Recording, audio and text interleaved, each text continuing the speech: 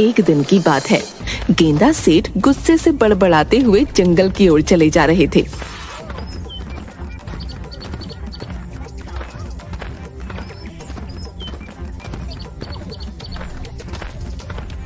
मेरी पत्नी अपने आप को पता नहीं क्या समझती है। जरा सा भोजन क्या कर लेता हूँ, आसमान सर पर उठा लेती है। अब मैं गांव में नहीं रहूंगा, जंगल में ही रहकर अपना जीवन व्यतीत करूंगा। हाँ।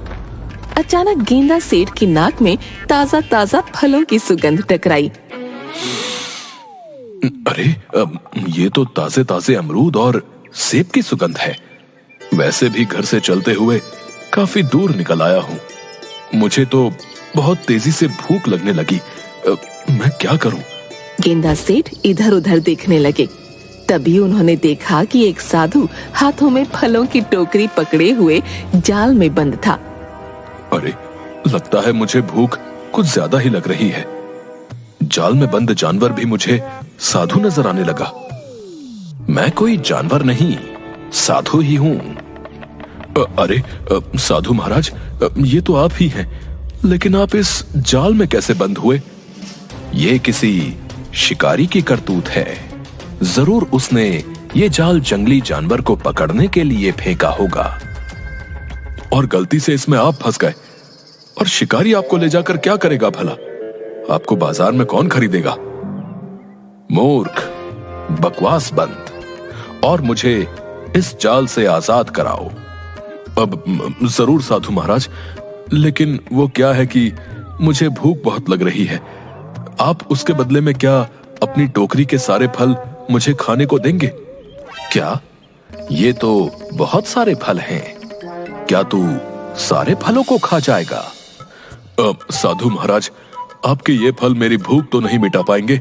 हाँ, लेकिन फिर भी मेरे पेट में जरा सा वजन पहुंच जाएगा और थोड़ी सी ताकत आ जाएगी। हाँ, ठीक है, जल्दी से मुझे इस जाल से आजाद कराओ। साधु की बात सुनकर गेंदा सेठ खुश हो गया और उसने उस जाल को जमीन से उखाड़ दिया। साधु आजाद हो गया।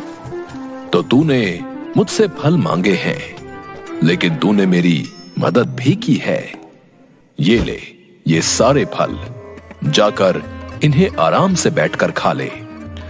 अरे साधु महाराज, इतने फल तो मैं खड़े खड़े ही निपटा लेता हूँ।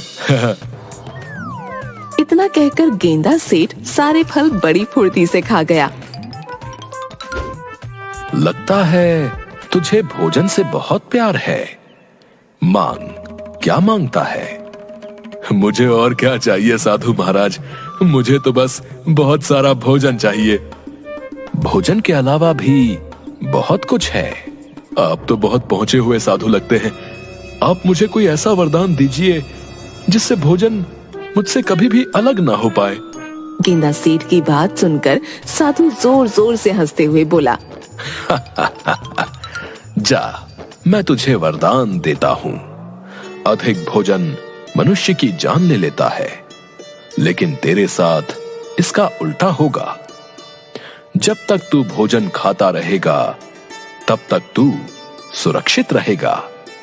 भले ही चाहे यमराज तेरे सामने क्यों ना आ जाएं, भोजन खाते में वो तुझे अपने साथ नहीं ले जा सकते। इतना कहकर साधु महाराज वहाँ से चले गए। मगर साधु महाराज का वरदान गेंदा सेठ के दिमाग के ऊपर से निकल गया। ये कौन सा वरदान हुआ है? मेरी तो कुछ भी समझ में नहीं आया। एक काम करता हूँ, घर पर जाता हूँ। मुझे घर से नाराज होकर आना ही नहीं चाहिए था। अपनी पत्नी को मना लूंगा। मुझे बहुत तेजी से भूख लगने लगी है। गेंदा सेठ सीधा अपने घर की ओर गया, मगर गेंदा सेठ नहीं जानता था कि यमराज और चित्रगुप्त में उसी को लेकर बहस चल रही थी।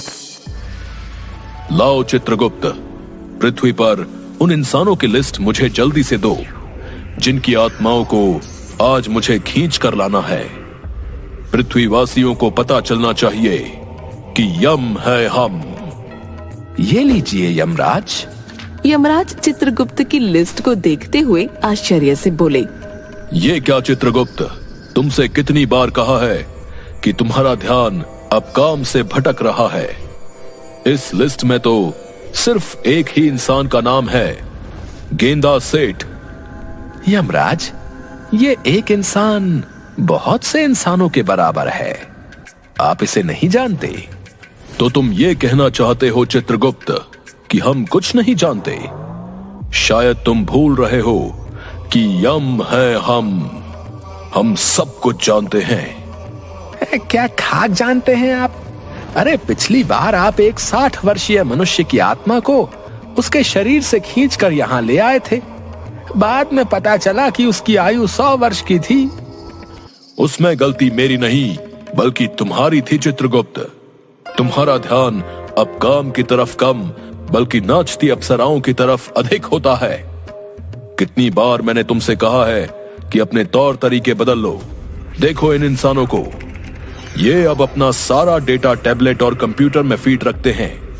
तुम अभी तक वही कलम और कागज का यूज करते हो। आपको क्या हो गया है यमराज? मत भूलो, ये पृथ्वी लोक नहीं है। पृथ्वीवासियों से कुछ सीखना चाहिए। इंसानों ने टेक्नोलॉजी में कितनी ज्यादा तरक्की कर ली है, तुम्हें कुछ अंदाजा भी है? वो सब छोड़िए यमराज, जाइए इस गेंदा सेठ की आत्मा को खींचकर यहाँ तक लाइए। इस गेंदा सेठ ने पृथ्वीवासियों का जीना हराम कर रखा है। उसे इसकी सजा मिलेगी, उसे नरक में रखा जाएगा। तुम यहीं रुको चित्रगुप्त, मैं अभी कुछ देर में उसकी आत्मा उसके शरीर से खींच कर लाता हूं और अपने हाथों से उसकी आत्मा को नरक में डालूंगा, क्योंकि गेंदा सेठ शायद नहीं जानता कि यम है हम। इतना कहकर यमराज वहां से गायब हो गए। इधर गेंदा सेठ आराम से गहरी नींद सो रहा था। तभी अचानक वहां पर यमराज प्रकट हो गए। सो रहा है मूर्ख, आंखें खोल, तेरे सामने यमराज खड़े हैं। मगर गेंदा सेठ बहुत ही गहरी नींद सो रहा था। उसके खर्राटे और ज्यादा तेज हो गए। आंखें खोल मूर्ख मनुष्य, तेरे सामने यमराज खड़े हैं।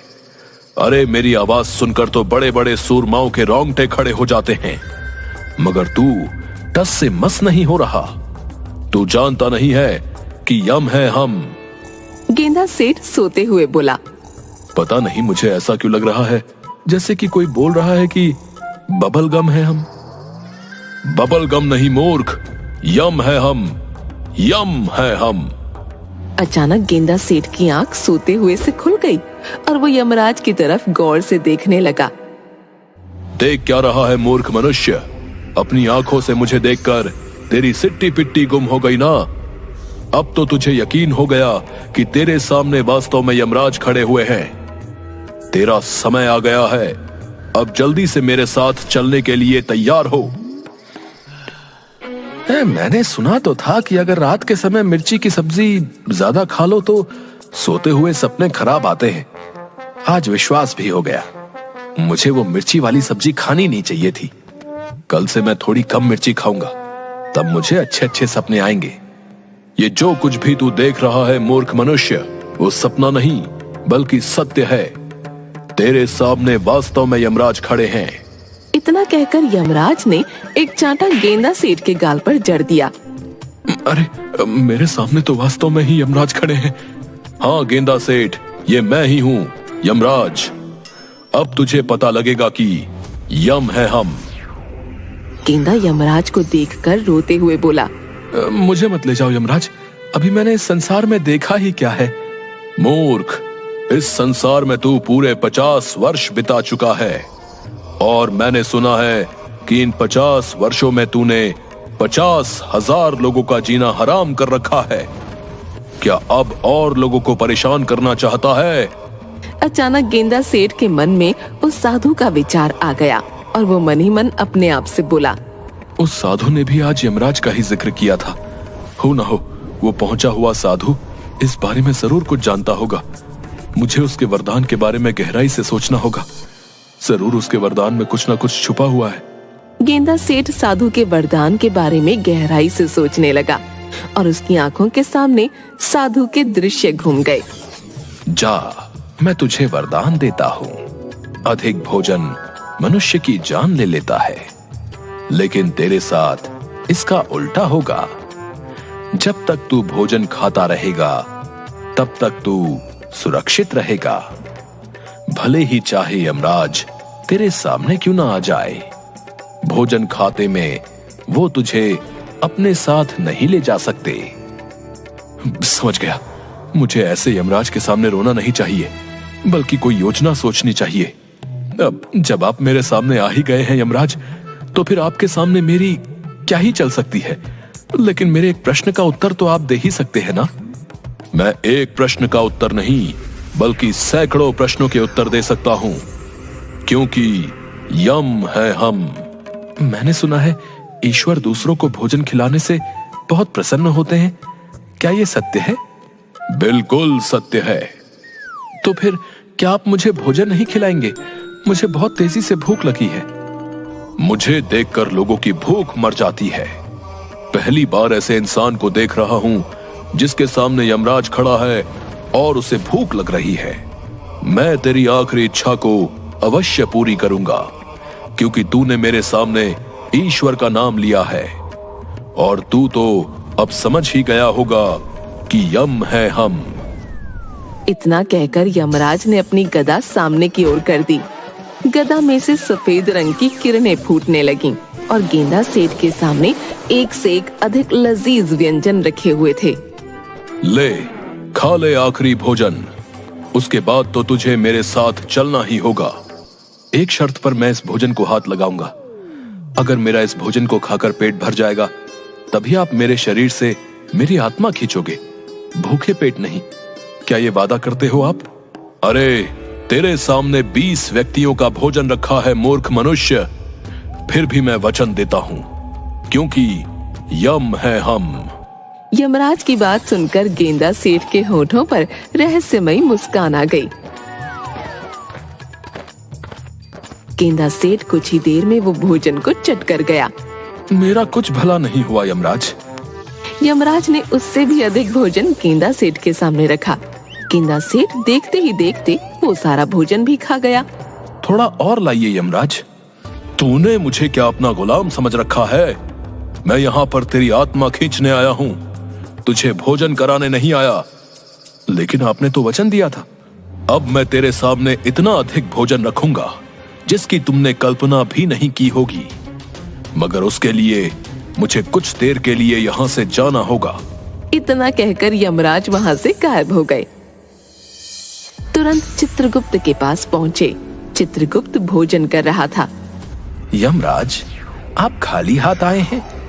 गेंदा सेठ की आत्मा कहाँ है? सवाल मत करो चित्रगुप्त। सवाल करने का अधिकार सिर्फ हमारा है, क्योंकि यम है हम यहाँ से बहुत सारा भोजन ले जाने के लिए आए हैं। यमराज ने चित्रगुप्त का और वहाँ सारा रखा भोजन पृथ्वी पर ले जाकर गेंदा सेठ के सामने रख दिया। अब देखता हूँ तेरा पेट कैसे नहीं भरता।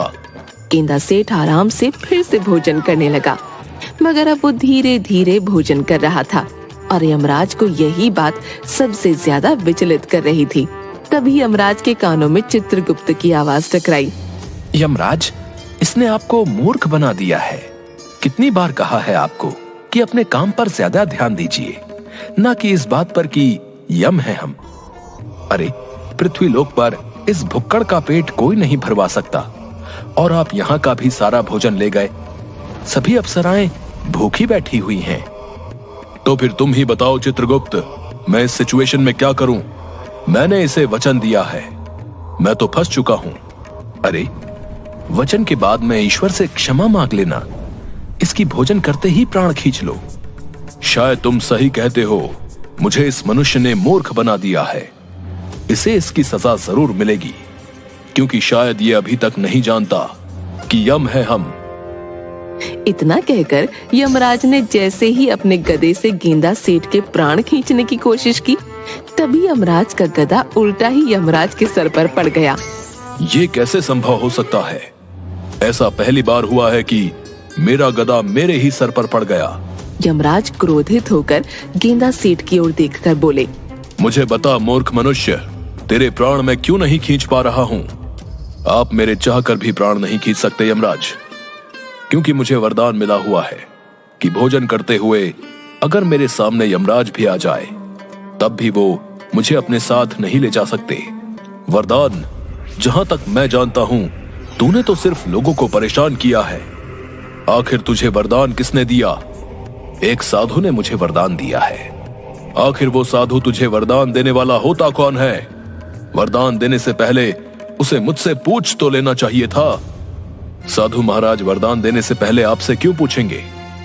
तभी वहां पर वही साधु प्रकट हुए और मुस्कुराते हुए यमराज से बोले, क्या हुआ यमराज, आप इतने क्रोधित नजर क्यों आ रहे हैं?